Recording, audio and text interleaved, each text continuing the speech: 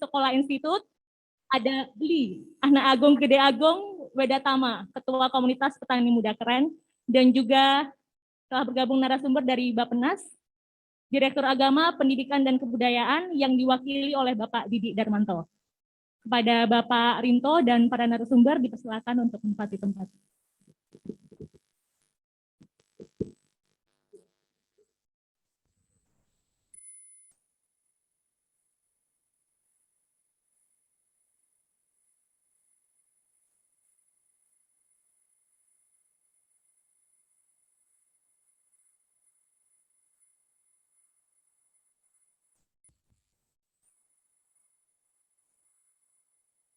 Selamat siang, Bapak Ibu semua. Untuk para narasumber, dipersilakan untuk menempati tempat yang sudah disediakan. Untuk Ibu Mia Siskawati, Mbak Indit ya, atau Mbak Aditya Dipta Anindita dari Sekolah Institut. Kemudian Bli Weda atau Bli Anak Agung Gede Agung Wedatama dari PMK.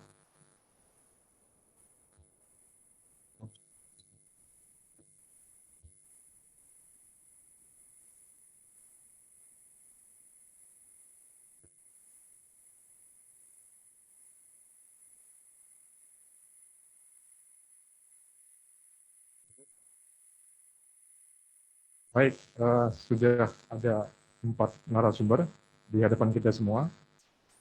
Satu narasumber secara virtual, yaitu Bapak Amih Al-Humami, Direktur Agama, Pendidikan, dan Kebudayaan dari Bappenas yang diwakili oleh Bapak Didi Darmanto. Kemudian materi yang akan disampaikan adalah mengenai arah kebijakan percepatan pembangunan masyarakat adat. Narasumber kedua di sebelah saya, Ibu Mia Siskawati dari Universitas Indonesia, akan membawakan materi mengenai masyarakat adat dalam pengelolaan sumber daya alam berkelanjutan. Materi ketiga adalah Mbak Aditya Dipta Anindita atau Mbak Dit dari Sekolah Institut akan membawakan materi mengenai pendidikan masyarakat adat di tengah pandemi. Kemudian materi keempat adalah Bli Anak Agung Gede Agung Wedatama selaku Ketua Komunitas Petani Muda Keren akan memberi materi tentang alternatif dan inisiatif desa adat dalam mengatasi pandemi. Baik, untuk sesi ini materi pertama akan disampaikan oleh Bapak Didi Darmanto. Untuk waktu kami persilakan Pak Didi, waktu yang diberikan untuk masing-masing narasumber menyampaikan materinya 10 menit.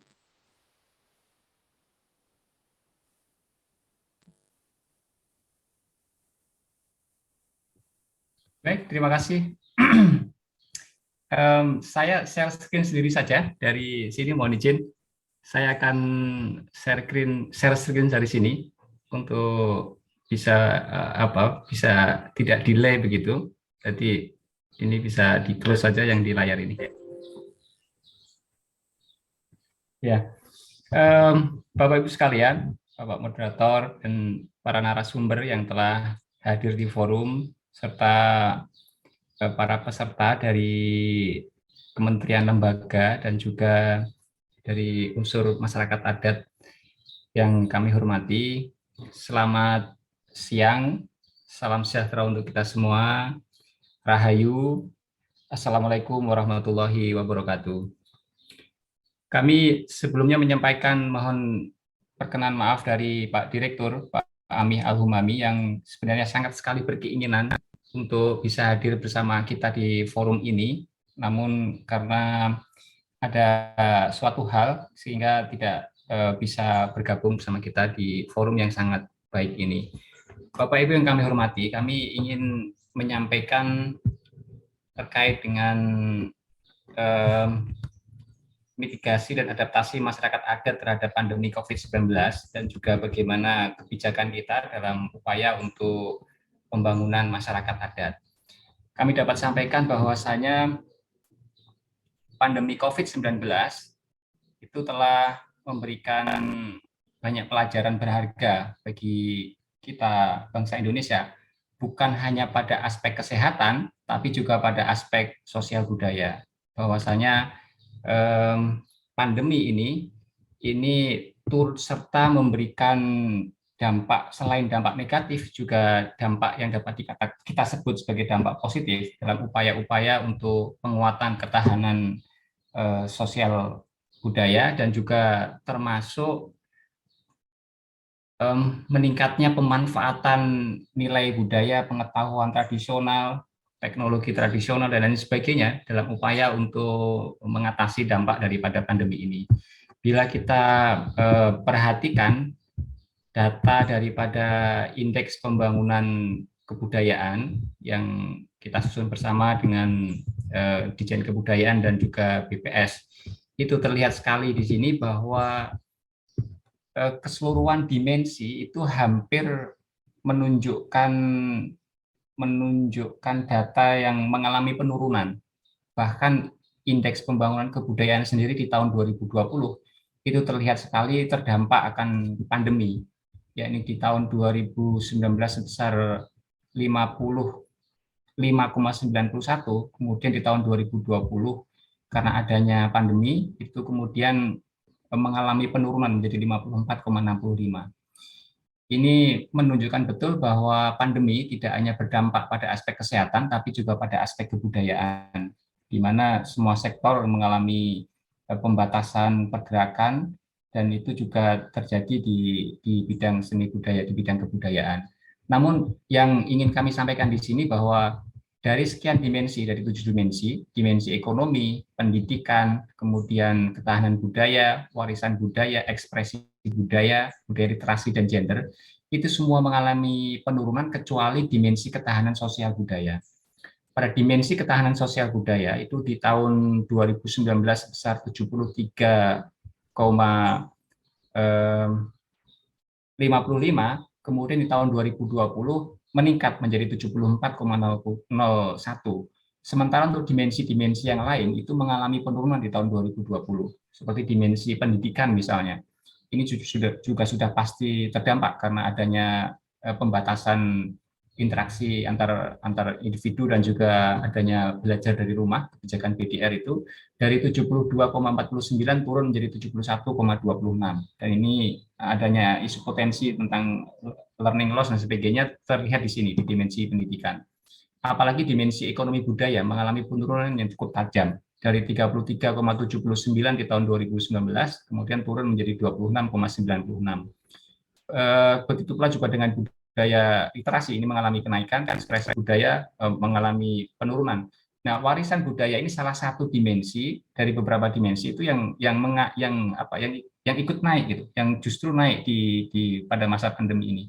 Ini menunjukkan bahwa bangsa Indonesia itu memiliki kemampuan yang relatif baik untuk mempertahankan dan juga sekaligus mengembangkan dan memanfaatkan nilai budaya, pengetahuan lokal, kemudian juga tradisi dan lain sebagainya, itu untuk mengatasi dampak daripada pandemi COVID-19 itu. Nah, ini termasuk juga yang dilakukan oleh masyarakat adat di masa pandemi ini. Mereka melakukan berbagai macam strategi yang berbasis pada pengetahuan lokal untuk penanganan pandemi COVID-19 ini. Kami sebutkan saja sejumlah suku yang ada di sini, dan salah satu hal yang sangat menarik kami rasa itu terjadi di Bali, di mana institusi sosial semacam pecalang dan juga desa adat, masyarakat adat itu memiliki peranata tersendiri yang kemudian turut serta dalam upaya untuk percepatan penanganan pandemi COVID-19 ini. Bagaimana di Bali itu pecalang memiliki peran penting untuk penegakan disiplin protokol kesehatan, kemudian juga ikut membantu melakukan sosialisasi, edukasi tentang pencegahan, pengawasan, serta pembinaan terkait dengan penanganan COVID-19 itu. Begitu pula juga dengan desa adat yang ada di sana. Ini dengan begitu baik desa adat memainkan perannya sebagai institusi sosial di sana, yang itu kemudian berperan dalam menjaga integrasi dan harmoni sosial antar warga, juga dalam upaya untuk melestarikan, memajukan kebudayaan, dan juga termasuk memberikan pelindungan sosial kepada masyarakat atau penduduk di desa adat tersebut. Nah, kemudian yang tidak kalah penting, bagaimana masyarakat Bali dan juga akademisi ilmuwan Bali itu kembali mengangkat unsur pengetahuan lokal yang tersimpan dalam manuskrip lontar. Di sana ada lontar Usada dan lontar dan lain sebagainya, yang memuat aneka macam ramuan, obat-obatan, dan lain sebagainya, yang kemudian itu kembali digali oleh para akademisi di sana. Ada Dr. Gel-Gel di sana dari perguruan tinggi yang mencoba untuk menggali kembali pengetahuan lokal yang berbasis dari manuskrip tadi itu, dan kemudian menjadi racikan ramuan obat tradisional untuk terapi COVID-19 yang berbasiskan pada arak Bali gitu, dan juga aneka macam ramuan lokal yang ada di sana. Dan itu diterima oleh masyarakat dan bahkan didukung oleh pemerintah daerah setempat, oleh Pak Gubernur, dan menunjukkan hasil bahwa masyarakat Bali yang terkonfirmasi positif itu mengalami percepatan penyembuhan dengan disertai oleh terapi yang berbasis pada pengetahuan lokal ini. Ini sekali lagi menunjukkan bahwa kearifan lokal dan juga institusi sosial termasuk desa adat, masyarakat adat, itu merupakan modal sosial dan modal budaya yang berguna bagi kita untuk bangkit dari pandemi. Tentu ini menjadi hal yang harus terus kita jaga dan terus kita dorong, dan ini terbukti nyata bisa menjadi bagian daripada ketahanan sosial budaya masyarakat kita. Nah, kemudian kami ingin menyampaikan bahwasanya dalam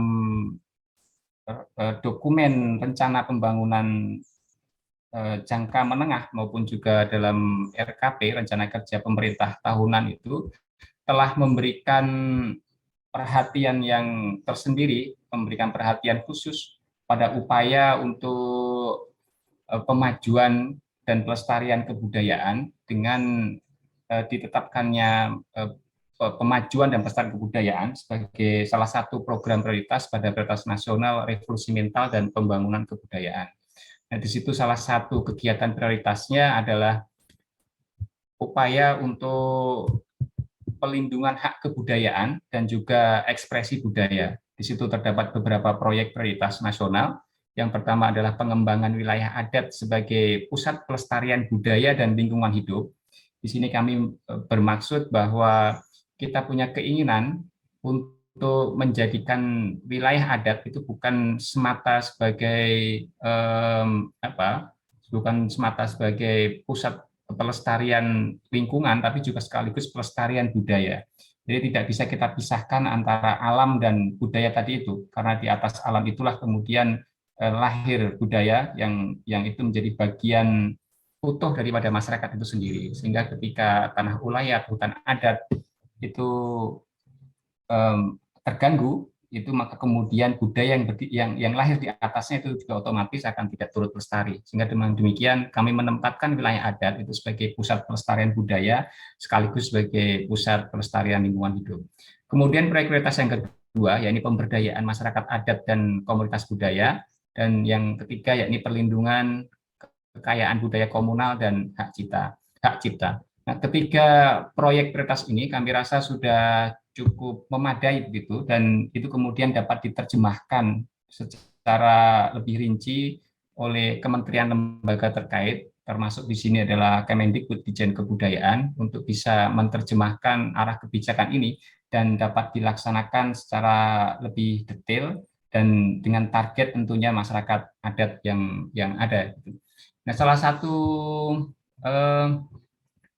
isu menarik dalam setiap kita melakukan perencanaan pembangunan, dan termasuk di sini adalah bagaimana upaya kita untuk pengembangan pemberdayaan masyarakat adat, itu adalah persoalan data begitu. Jadi basis data kita, pemetaan kita terhadap masyarakat adat itu masih sangat terbatas, dan itu perlu kita lakukan karena intervensi yang akan kita lakukan itu akan bisa lebih tepat ketika kita didukung dengan adanya data yang memadai.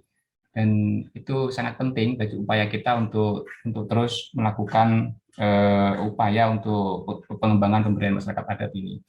satu lagi yang ingin kami sampaikan bahwasanya masyarakat adat, sebagaimana yang tadi di awal kami sampaikan, itu memiliki pengetahuan tradisional tersendiri, memiliki nilai-nilai budaya tersendiri yang itu sudah terbukti mampu untuk bisa mengatasi dan bertahan dan sekaligus juga mengatasi dampak daripada pandemi begitu.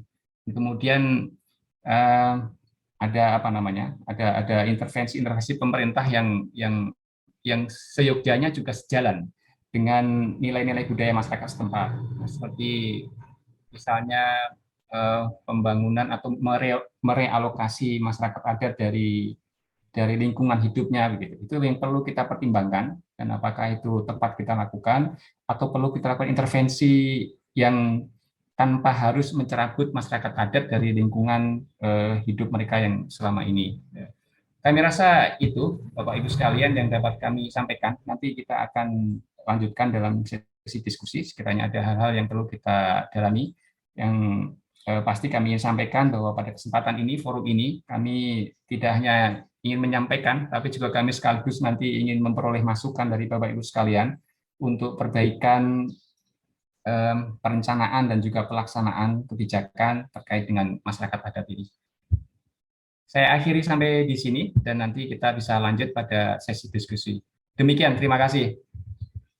Baik, terima kasih Pak Didi. Banyak hal yang bisa kita highlight sebenarnya dalam presentasi Pak Didi tadi ya, mengenai peran kontribusi masyarakat adat atau kebudayaan dalam masa pandemi ya. Ternyata masyarakat adat bukan cuma bisa bertahan, tapi juga memberi kontribusi terhadap pelambatan dan juga bagaimana mempercepat proses pemulihan gitu. Tapi juga ada hal lain yang kayaknya perlu dilakukan ya, mengenai pendataan soal masyarakat adat yang sampai hari ini sepertinya belum memadai. Baik, untuk pembicara selanjutnya Ibu Mia, dipersilakan mengenai ini ya, masyarakat adat dalam pengelolaan sumber daya alam berkelanjutan. Baik, dipersilakan Ibu Mia. 10 menit juga sama dengan. Terima kasih, saudara moderator. Saya izin ke bawah ya, karena supaya saya bisa melihat slide yang saya siapkan, dan sebagian hanya ilustrasi, jadi kalaupun banyak hanya ilustrasi. Baik, Assalamualaikum.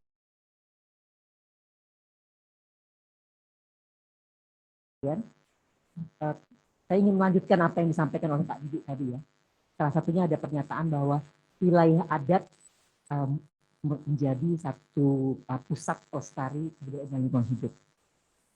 Ini saya akan berfokus pada wilayah adat sebagai ruang hidup dari masyarakat adat, dan ruang hidup itu yang banyak masyarakat adat itu kemudian mengelolanya. Beberapa ahli sudah menyebutkannya bahwa cukup berkelanjutan, dan itu saja ada tantangannya ada yang sifatnya struktural, ada yang sifatnya juga kultural. Baik, lanjut saja, Mas. Bicara soal wilayah adat sebagai ruang hidup, ini adalah satu komunitas adat tempat saya meneliti cukup lama, yaitu komunitas adat Kasepuhan dan Kidul, di mana dia bukan cuma tanah atau wilayah dalam arti place, tapi dia ruang, karena di dalamnya ada manusia, ada makhluk hidup, ada faktor lingkungan abiotik seperti tanah, air, bebatuan, dan nanti juga ada unsur lain, yaitu sistem unsur-unsur sosial budaya yang ada di dalamnya. Berikutnya, nah ruang hidup masyarakat adat berikutnya, ini adalah bentang alam dan berbagai komponen sosial, budaya, spiritual, ekonomi, politik yang mewadahi koeksistensi dan relasi sosial budaya, ekonomi, politik dari paling tidak 4 unsur utama dalam ruang hidup ya, manusia sendiri, makhluk hidup lainnya, ada tanaman, ada hewan, dan berbagai makhluk hidup lainnya, lalu juga unsur lingkungan abiotik yang disebutkan tadi ya, tanah, bebatuan, air, udara, dan juga benda-benda mati, serta unsur-unsur sosial budaya, spiritual. Lanjut saja. Wilayah adat juga sumber pengetahuan, jadi sudah dikatakan tadi, dia juga sumber penghidupan, dan dia juga sumber kehidupan. Lanjut. Nah, paling penting untuk kita ingat bahwa aktor manusia dan masyarakat adat itu dia bukan cuma masyarakat adat lalu kita membicarakannya sebagai entitas yang homogen, tapi di dalamnya ada perempuan, ada laki-laki, ada juga beragam lainnya, Dan mereka sebetulnya ada kelompok-kelompok sosial di dalamnya ya. Jadi dia tidak setara semuanya. Ada yang dari kelompok bangsawan, ada dari kelompok orang biasa dan sebagainya. Mereka saling berinteraksi ya satu sama lain. Nah, wilayah adat ini juga sebetulnya arena rangkaian relasi sosial dan relasi kuasa berbasis gender yang berkelindan dengan berbagai dimensi sosial lainnya. Artinya bicara masyarakat adat tadi, selain tadi adalah sumber pengetahuan, dia juga sumber kearifan lokal, tapi juga dia arena sosial, relasi sosial dan relasi kuasa. Ada pertarungan di dalamnya. Lanjut. Nah, dan pertarungan di dalam nanti berkelindan dengan pertarungan berbagai pihak di luar itu akan mempengaruhi keberlanjutan sumber alam. Masuk ke unsur-unsur sosial budaya spiritual dalam ruang hidup masyarakat adat, tentu saja. Ini ada berbagai hal, tapi saya akan fokus kepada sistem pengetahuan dan kemudian sistem tenurial. Karena sistem tenurial inilah yang kemudian menjadi salah satu ancaman terkait dengan keberlanjutan pengelolaan sumber daya alam. Terutama bukan sistem tenurial masyarakat adat, tapi tabrakan antara sistem tenurial yang dikembangkan masyarakat adat dengan sistem tenurial yang dikembangkan oleh negara. Baik, lanjut. Lanjut saja. Oke. Nah, bicara soal pengetahuan, lanjut saja, Mas. Pengetahuan, jadi pengetahuan masyarakat adat ini sebetulnya mencakup himpunan pengetahuan tentang berbagai komponen dalam ruang hidup tadi ya, termasuk di dalamnya tentu makhluk hidup dan berbagai unsur adaptasi. Dan dia berkaitan dengan unsur sosial budaya spiritual. Lanjut saja, Mas. Nah, pengetahuan lokal yang dikembangkan oleh masyarakat adat bukan cuma pengetahuan lokal yang sifatnya tadi ya, misalnya terkait dengan ritual untuk merawat kesehatan, tapi juga semua sendi kehidupan mereka, dari pangan, bahkan pengetahuan tentang mengolah sumber air, sampai itu saja yang sudah disampaikan Pak Didik tadi ya, ketika kemudian mereka mengalami menghadapi bersama kita semua menghadapi pandemi, pengetahuan lokal itu kemudian juga dipakai ya untuk menghadapi pandemi tersebut. Lanjut saja. Nah, pengetahuan lokal itu selalu pasti diturunkan dari generasi ke generasi. Lanjut, saya mau mengacu ke lanjut saja bahwa pengetahuan masyarakat adat ini bukan sesuatu yang baru saja ditemukan ya. Tapi lanjut saja, Mas. Tapi sudah dicatat oleh para peneliti sejak zaman kolonial. Contohnya ini cuma 2 ilustrasi saja. Masyarakat yang di pedesaan mereka punya kalender musim, itu contoh dari pengetahuan lokal. Itu juga masyarakat nelayan di wilayah pesisir. Lanjut, Mas. Nah, pengetahuan itu sudah direkam cukup lama dan sesungguhnya secara internasional sudah diakui ya oleh konvensi keanekaragaman hayati, dan kita sudah meratifikasinya. Lanjutnya, meratifikasinya menjadi Undang-Undang Nomor 5 Tahun 1994. Artinya bicara pengetahuan lokal bukan cuma sekedar kita meromantisasi pengetahuan yang lama, yang lampau, tapi betul-betul ini adalah pengetahuan lokal yang sampai sekarang manfaatnya sangat berguna. Lanjut, Mas. Saya mau cepat saja soal bahwa rekaman pengetahuan masyarakat adat tentang pengelolaan sumber daya alam itu sudah dicatat dalam berbagai bentuk dan sebetulnya direkam dalam berbagai bentuk ya. Yang pertama, lanjut, Mas, ada dalam bentuk rilis candi ya. Jadi beberapa teman-teman antropologi, ahli antropologi juga mengatakan bahwa apa yang ada di candi itu juga bisa kita pelajari ya sebagai salah satu rekaman pengetahuan masyarakat adat. Lanjut, kemudian yang ada di kain tenun ya, jadi motif-motif dalam kain tenun, Mas, itu bukan cuma motif biasa, tapi di dalam motif itu sebetulnya bagi para peneliti tenun itu juga mereka mendengarkan narasi para pembuat motifnya, bahwa tiap motif itu punya narasi sebetulnya terkait dengan pengetahuan pengelolaan sumber daya alam. Lanjut, Mas. Nah, terus lanjut aja. Tapi ada masalah ini sebetulnya. Jadi kalau ini dalam unsur adat ya, kita tahu kalau ini di Kesepuhan Banten Kidul, saya melihat ritual, saya juga antropolog, ritual dari misalnya pasca panen ya, jadi pasca panen ini bukan sekedar ritual biasa, tapi ini juga sebetulnya di dalamnya ada perayaan tentang pengetahuan mereka. Lanjut. Nah, rekamannya sebetulnya sudah dimunculkan dalam berbagai laporan ilmiah yang juga disampaikan oleh peneliti kolonial. Lanjut aja. Jadi bukan sesuatu yang baru dan satu sistem hutan kerakyatan di Kalimantan Barat yang dibangun oleh masyarakat Dayak Iban di sana.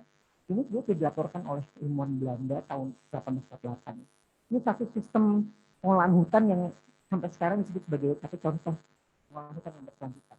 Begitu juga kalau di Lampung ada yang namanya kebun damar, ya, Pong damar, dan juga kebun kemenyan Sumatera Utara. Ini sudah dilaporkan oleh Belanda. Lanjut. Saya mau skip yang ini, Mas. Lanjut aja.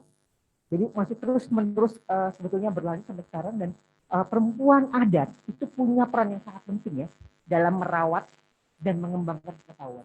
Mereka bukan cuma pengetahuan yang sifatnya ada di dalam rumah saja, tapi juga ada di luar rumah, di ladang, di kebun, bahkan di hutan. Berbagai bentuk pengetahuan yang dimunculkan, mulai dari memang benih, kemudian pengelolaan wilayahnya, sampai kemudian produknya seperti angin. Lanjut saja, Mas. Nah, pengetahuan itu akan berpengaruh pada kehidupan masyarakat. Nah, ini contoh salah satu sumber kehidupan mereka ya. Ini di Kalimantan Tengah, di mana purun, salah satu tanaman yang ada di lahan gambut itu sudah sejak lama sebetulnya dimanfaatkan dan terutama oleh para perempuan yang juga punya nilai ekonomi yang cukup baik. Lanjut.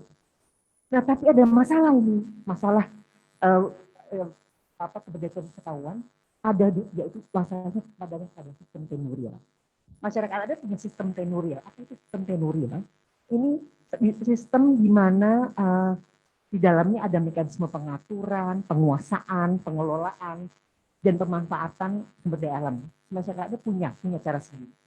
Lanjut, tapi negara juga punya sistem tenurial tersendiri.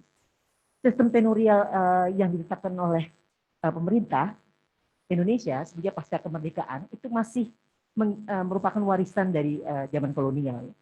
Sehingga hasilnya seperti ini. Di mana seluruh wilayah daratan di Indonesia itu masuk dalam dua kategori, kawasan hutan dan paling tidak areal penggunaan lain.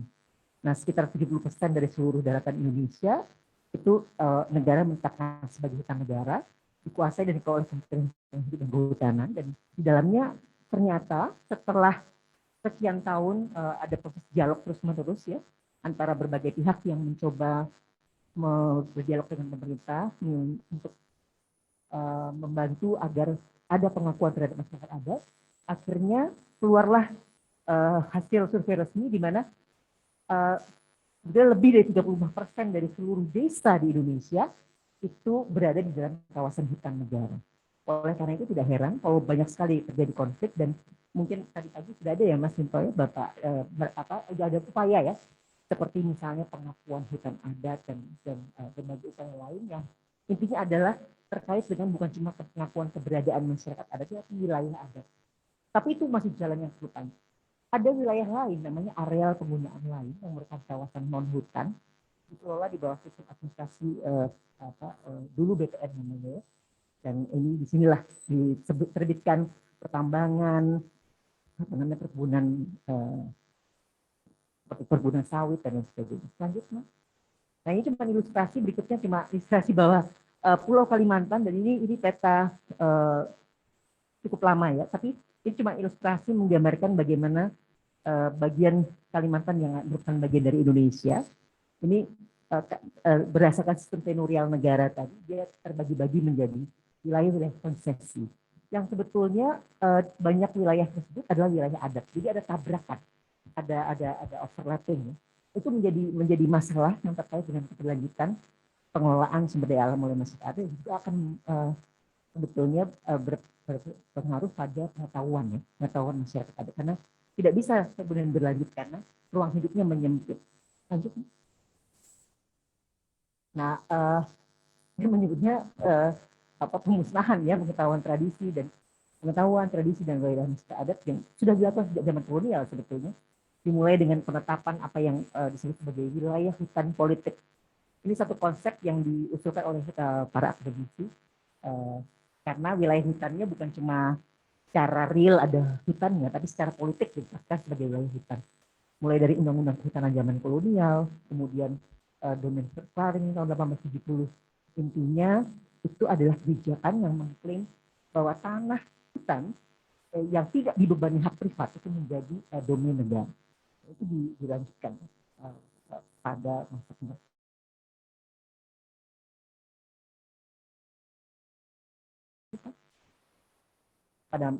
masa Orde Baru ya. Kemudian wilayah hutan tadi dianggap sebagai memang sumber dari emas hijau dan kemudian ditetapkan ya daerah-daerah konsesi yang itu wilayah banyak di dalamnya adalah wilayah adat. Dan itu ditetapkan secara legal melalui dukungan Undang-Undang Kehutanan Nomor 5 tahun 67. Sudah direvisi sekarang menjadi Undang-Undang Nomor 9 tahun 99. Maaf, Undang-Undang Nomor 41 tahun 99. Tapi para akademisi yang membedah soal undang-undang tersebut masih melihat bahwa warisan dari kebijakan kolonialnya masih cukup melekat kuat. Tapi sekarang ada upaya, pemerintah berusaha kuat, jadi kemudian mencoba mengembangkan yang saya yakin tadi sudah dipresentasikan ya soal kehutanan sosial. Nah, selain upaya yang dilakukan oleh pemerintah, sebetulnya ada upaya di akar rumput.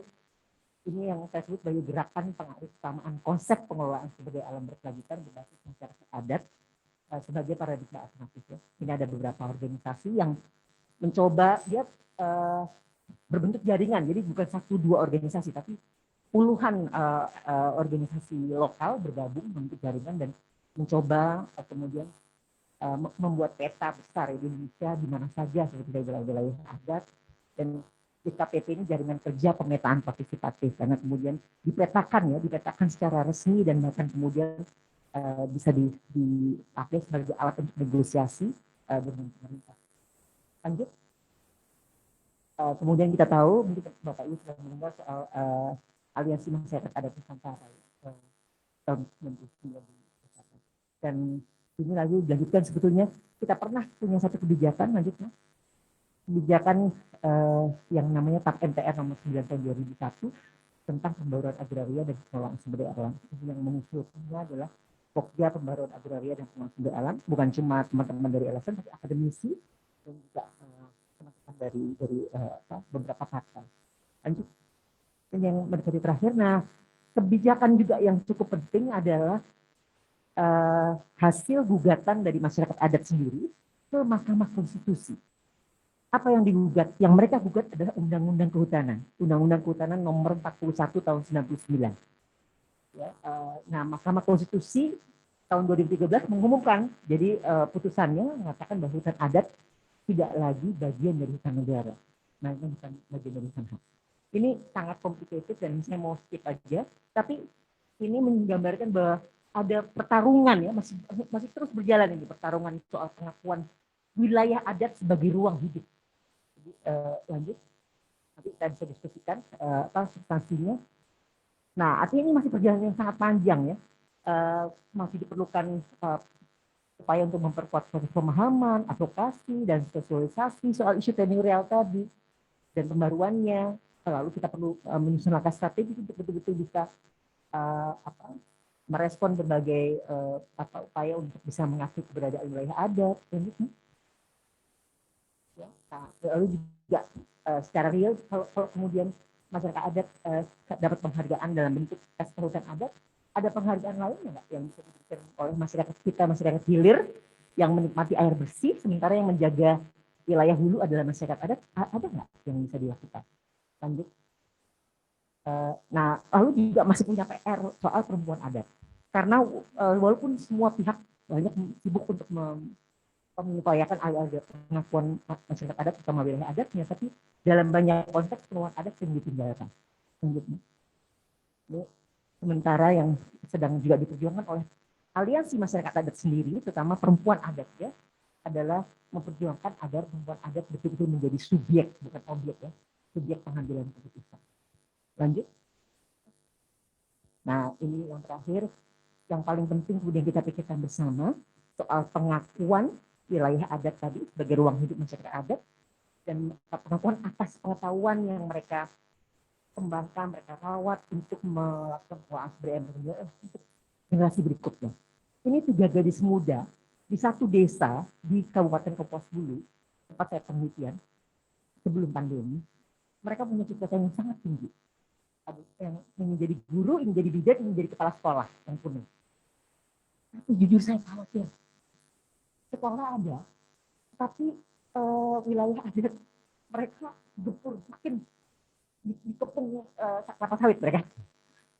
Dan kakak-kakak perempuan mereka yang usianya belum 17 tahun ketika saya datang ke sana itu sudah bawa anak. Kalau menurut Undang-Undang Perlindungan Hak Anak belum 18 berarti masih anak ya. Berarti anak ngomong anak. Ini nggak sepele nih urusan kayak kecil. Dan Indonesia itu nomor 7 di dunia untuk perkawinan anak. Nomor 2 di Asia Tenggara untuk perkawinan anak, yaitu perkawinan di bawah usia 18 tahun. Saya sedang memimpin pemeriksaan data karena saya ingin periksa ya, jadi wilayah-wilayah yang dulu kaya akan sumber daya alam, itu menjadi wilayah-wilayah yang juga tinggi perkawinan anaknya. Nah, data perkawinan anak itu ada korelasinya dengan kesehatan reproduksi, yaitu angka kematian ibu melahirkan. Tinggi sekali kita tinggi sekali, dan itu membuat kita melorot. Tadi kalau indeks pembangunan kebudayaan juga melorot, indeks ketimpangan gender kita melorot, termasuk di daerah-daerah yang merupakan wilayah adat yang dulu kaya akan sumber daya alam. Jadi mereka masih, tapi mereka juga sedang berjuang untuk melanjutkan pengelolaan sumber daya alam secara berkelanjutan, termasuk juga berjuang meningkatkan kualitas hidup mereka. Jadi ini PR besar buat kita semua, dan sudah menjadi memang perhatian pemerintah, tapi perjalanannya masih panjang. Begitu, Ibu Bapak, maaf terlalu panjang, tapi mudah-mudahan saya bisa melanjutkan diskusi berikutnya. Terima kasih. Ibu Mia. Baik, terima kasih Ibu Mia ya. Cukup komprehensif ya materi yang disampaikan oleh Ibu Mia ya, memotret soal relasi kuasa, kemudian juga soal ujung tadi perkawinan anak yang marak terjadi di masyarakat adat gitu ya. Tentu banyak hal kenapa praktek-praktek seperti ini terjadi, walaupun kalau kita bicara undang-undang perlindungan anak, perkawinan anak itu semacam kejahatan atau kekerasan seksual yang sebenarnya tidak boleh dilakukan karena tidak ada konsep suka sama suka dalam hal perlindungan anak. Jadi di bawah 18 tahun itu adalah anak gitu ya. Baik, untuk pembicara selanjutnya dipersilakan Mbak Indit ya. Ini dari Sekolah Institut, saya pikir ini salah satu organisasi yang menjadi pionir lah bagaimana menginisiasi sekolah-sekolah di komunitas adat gitu, dan sampai hari ini kayaknya banyak direplikasi ya di daerah lain selain di Jambi ya untuk sekolah anak dalam. Baik, saya tidak akan panjang lebar memperkenalkan kelembagaannya Mbak Indit. Monggo bisa dimulai.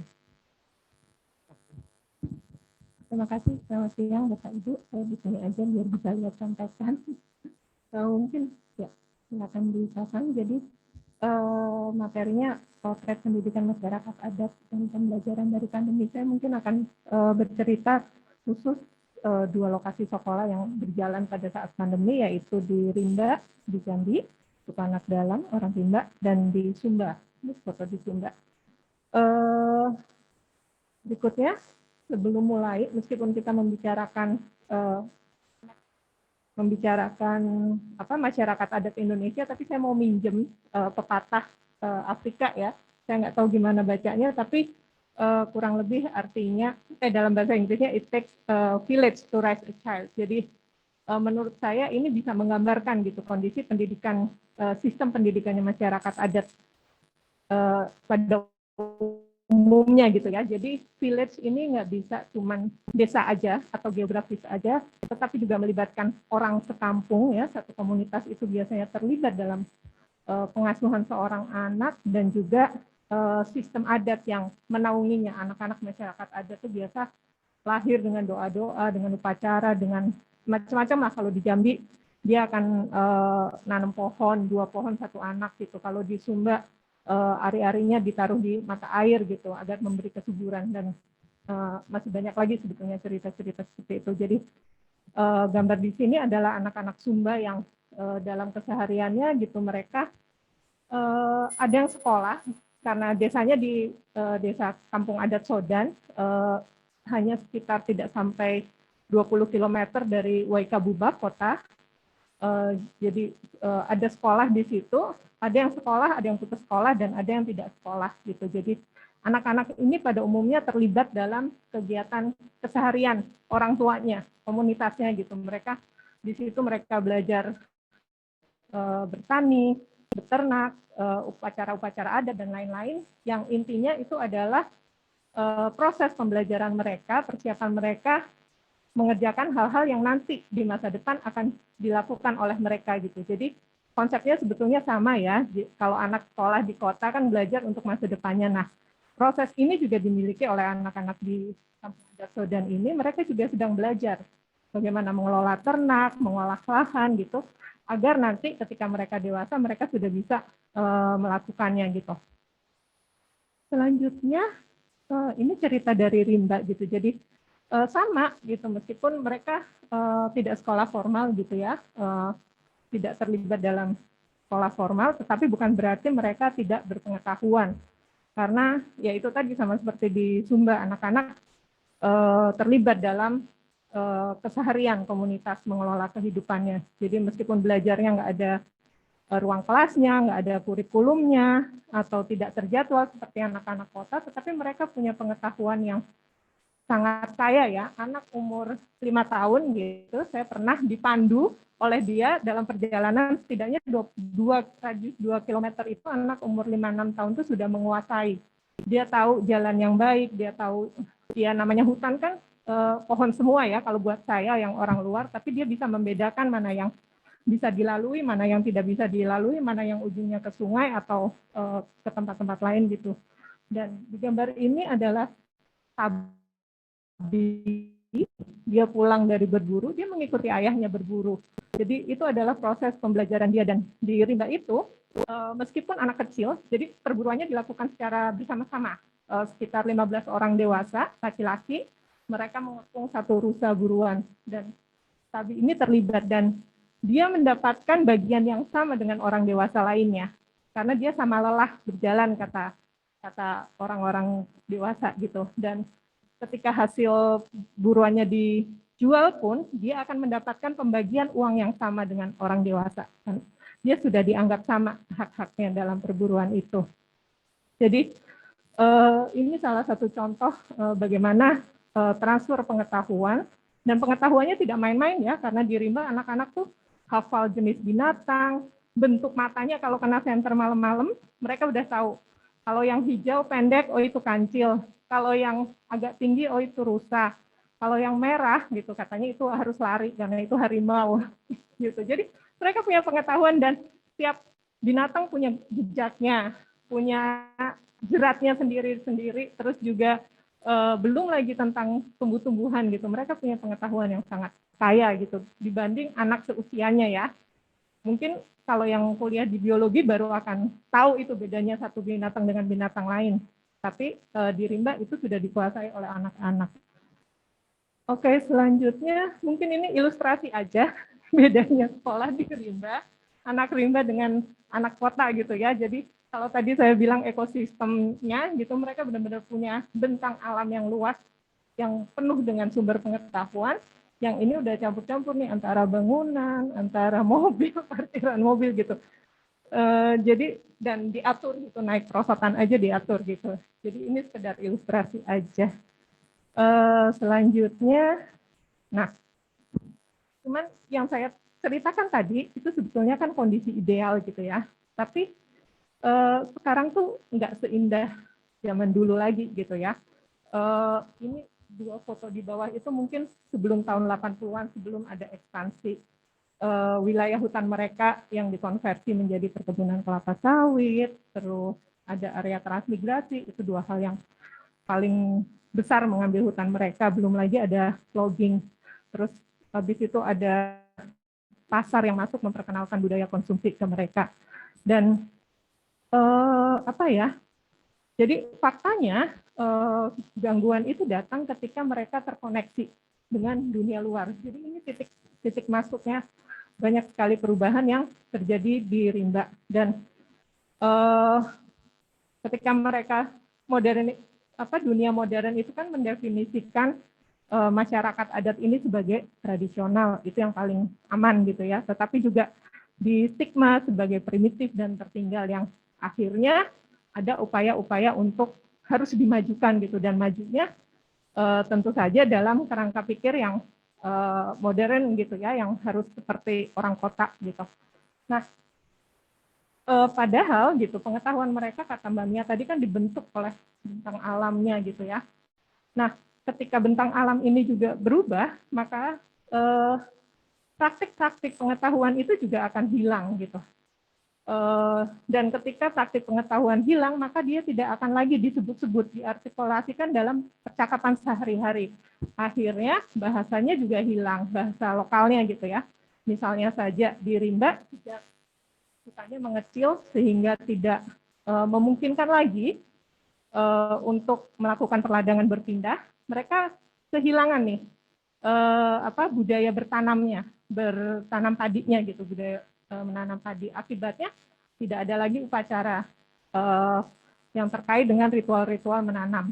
Nah, anak-anak yang kecil kan tidak mengenal lagi. Jadi pengetahuan itu tidak ditransferkan dari generasi tua ke generasi muda. Akibatnya kosakata tentang menanam juga akan hilang gitu. Jadi bagaimana bentang alam mempengaruhi praktik mempengaruhi matinya budaya itu terpapar jelas gitu. Dan ini proses ya tidak pendek memang kalau kita mulai dari titik tahun 80-an gitu ya, tetapi dan berlangsung terus-menerus. Next. Dan pada akhirnya memaksa orang rimba untuk melakukan adaptasi. Mereka harus berubah gitu. Mata pencahariannya di Rimba masih berburu meramu sebagian, apalagi yang belum direlokasi, tetapi mereka juga memadukan dengan tanaman karet, karena kan tadi ada pasar yang baru masuk gitu ya. Pasar menawarkan kepraktisan gitu, menawarkan ini ada gula, ada padi, kamu nggak perlu nanam. Jadi mereka beralih sebagian ke pasar, apalagi mereka sudah tidak bisa lagi melakukan ladang berpindah, karena ya hutannya luasannya sudah mengecil gitu, dan juga iming-iming pasar. Tadi mereka lebih cenderung menanam karet yang itu kemudian menjadi milik individual kan kalau karet. Kemudian karena mereka karet hasilnya adalah uang, mereka juga menggantungkan hidupnya pada pasar. Jadi ada interaksi dengan pasar desa untuk berjualan karet dan membeli beberapa keperluan mereka, terutama misalnya beras, pangan, selain itu rokok, kopi, gula, dan sebagainya gitu. Juga peran-peran adat, pengetahuan tradisional yang tadi saya bilang, terus juga penyakit-penyakit baru nih, ada demam berdarah, TBC, yang ya COVID, kalau sampai beberapa bulan lalu sih, saya dengar belum ada, nggak tahu sekarang. Kalau batuk mereka sering sekali memang gitu. Dan ini adalah satu momentum ketika mereka mulai adatnya mulai goyang gitu ya, ada ambiguitas gitu, karena kan adat nggak pernah disebut-sebut di dunia luar, jadi mereka tidak yakin. Sementara dunia luar itu kan selalu membuat mereka merasa kecil, minder gitu, karena dianggap tertinggal tadi ya. Jadi di sini wibawa adat biasanya mulai guncang gitu. Nah, dalam hal pendidikan, selanjutnya next, dalam hal pendidikan, bagaimanapun kalau yang tadi kan tradisional ya. Nah, ini ada penawaran tentang sekolah formal, dan sekolah formal bagaimanapun dibentuk dengan kerangka pikir modern yang tentu sungguh berbeda dengan yang dimiliki oleh masyarakat adat ya. Ada sistem, ada standarisasi, ada kurikulum yang one fit all gitu. Satu kurikulum berlaku untuk semua, dan juga sistem yang individualis ya kan. Kalau di sekolah formal biasanya ranking 1, ranking 2, ranking 3, jadi anak-anak saling bersaing tuh untuk mendapatkan prestasi gitu. Terus kalau ditanya cita-cita juga sangat individual gitu, bukan cita-cita yang menyangkut satu kampung gitu, penjagaan komunitas, umumnya begitu. Dan juga lepas dari konteks karena kurikulum yang nasional tadi kan. Jadi dan ada juga tujuan-tujuan yang mengikuti arah perkembangan industri. Jadi sekolah seperti ini sering disebut dengan teman-teman di masyarakat adat itu adalah sekolah yang pergi, sekolah untuk pergi.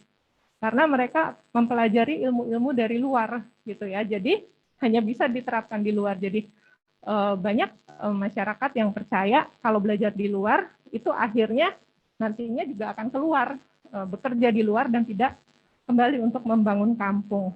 Nah, kemudian selanjutnya tentang cerita saat pandemi ya. Ini ada 2 contoh yang di sini Bersesandingan di Rimba, mungkin tadi udah dapat sedikit ceritanya. Jadi Bersesandingan itu intinya adalah menjaga jarak. Jadi kalau rapat gitu kami di Rimba sebelum pandemi saja gitu, kita udah bisa nih kalau ada satu keluarga atau kelompok yang sakit atau satu orang dari keluarga yang sakit, kita rapatnya itu jauh-jauh gitu tanpa mikrofon ya. Jadi bisa 20 meter gitu mereka ngikutinnya. Sama karantina. Jadi keluarga atau anggota yang sakit biasanya akan dikarantina di wilayah hilir sungai. Kemudian ada tata cara pertukaran makanannya, tata cara tata cara mengelola inilah penyakitnya begitu.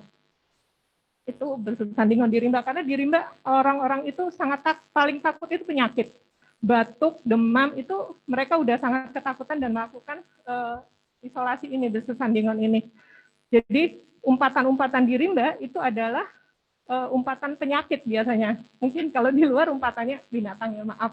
Saya juga sayang binatang. Tapi kalau di Rimba itu umpatan-umpatannya tuh betuk, domom, demam, campak, cacar api, sebagainya gitu. Kalau lihat film Sekolah Rimba ada Rajo Penyakit, nah itu rajanya yang jadi umpatan gitu ya. Jadi orang Rimba memang sangat ketat dalam hal mengelola penyakit supaya tidak meluas. Sementara yang di Sumba mereka bikin upacara-upacara gitu. Sumba ini desa kampung adat Sodan ya, ada upacara Yaiwo yang ini semacam upacara untuk menolak bala. Mereka sudah melakukannya misalnya saat saat wabah belalang mereka melakukannya dan benar loh belalangnya pergi waktu itu. Kemudian Yaiwo ini kayak kalau tidak salah setidaknya ada 2 kali selama 2 tahun pandemi ini dijalankan, dan ada juga upacara Magowo. Magowo ini adalah upacara bersih diri di Muara. Jadi mereka kampung adatnya kan di gunung, nggak terlalu jauh dari laut gitu. Jadi ada upacara Magowo yang sekaligus dengan menangkap ikan rame-rame di muara sungai pada waktu-waktu tertentu. Itu yang dilakukan pada saat pandemi. Sebelumnya, kira-kira mana dari 2 kelompok ini yang lebih terdampak oleh pandemi? Mungkin tidak secara kesehatan ya, karena mereka cukup kuat gitu ya, tapi secara ekonomi mungkin. Nah, itu nanti akan dijawab setelah slide dua slide berikutnya. Tapi sebelumnya saya akan cerita dulu tentang yang dilakukan sekolah selama masa pandemi ini. Next. Jadi kami masih tetap mengajar, masih ada proses belajar dengan anak-anak, baca tulis masih, dan pengetahuan-pengetahuan lain masih. Tapi juga kita yang penting adalah kami jadikan proses-proses tadi upacara-upacara adat atau Bersesandingan itu adalah momentum anak-anak untuk mempelajari tradisi atau pengetahuan bagaimana menghadapi penyakit. Jadi itu momentum